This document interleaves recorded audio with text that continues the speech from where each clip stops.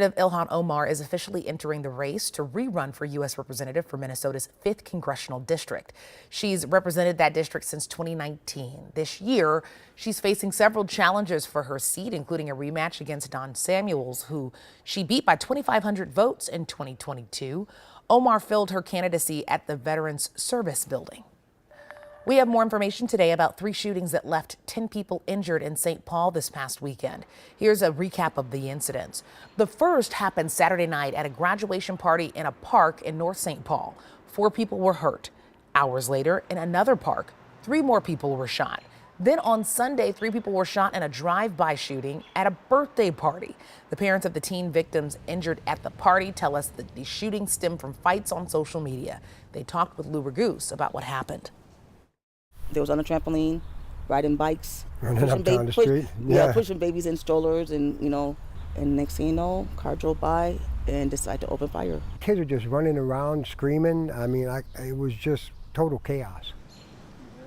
Well, so far, police have not made any arrests. They believe at least 2 of the shootings are connected.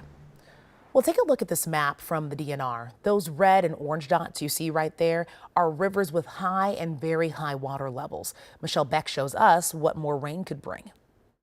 The National Weather Service says the risk right now is rising waters at the Minnesota River, covering the trails at places like Fort Snelling State Park and the Bloomington Ferry Bridge. Look at this morning's graph from the NWS. You can see the Minnesota River at Savage is just 3 feet away from being in the orange flood stage. Predictions for the next week, this purple line, show we won't reach flood levels, but here's what will happen if we do. Black Dog Road in Burnsville will be affected, and with even more water and moderate flooding, Eagle Creek will get backed up and Highway 101 Frontage Road will get blocked too. NWS data also tell me the most recent crest was about this time last year, 708 feet, just shy of that moderate flood level. In Bloomington, Michelle Beck, KARE 11 News. And just hours ago, Pope Francis released an apology after he was quoted using an anti-LGBTQ slur. In a statement, a spokesman for the Vatican acknowledged the media storm that erupted about the comments. Italian media quoted unnamed Italian bishops in reports that the Pope used the slur while talking behind closed doors about the church's ban on gay priests. Well, new data just released today shows home prices hit another record high in March. The report shows costs were up 6.5% from March of 2023. It's the 6th time the index has hit a new record in the past year. High prices, high index rates, and lack of supply are leading to a tough housing market. T-Mobile is taking over most of U.S. Cellular after announcing a deal today worth nearly $4.5 billion. That means T-Mobile will now acquire U.S. Cellular stores and customers along with 30% of the company's wireless network. Current customers will be able to keep their plans or switch to a T-Mobile plan. The deal is expected to close in mid-2025. I'm keeping an eye on what's happening right now here in Minnesota, including the official signing of the latest rideshare legislation. Less than 2 hours ago, Governor Walz held the ceremonial signing of the legislation that keeps Uber and Lyft operating in the state.